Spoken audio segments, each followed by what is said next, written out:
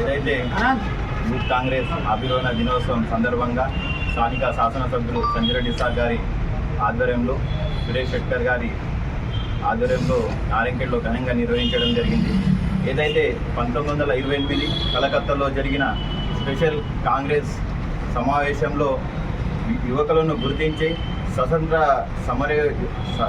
స్వాతంత్రంలో యువకులు ముఖ్యంగా కీలక పాత్రను పోషించారు.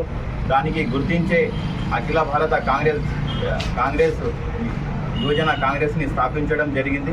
దానిలో భాగంగా నారాయణఖేడ్లో డాక్టర్ సంజయ్ రెడ్డి సార్ నివాసంలో యువజన కాంగ్రెస్ ఆవిర్భావ దినోత్సవం ఘనంగా నిర్వహించడం జరిగింది.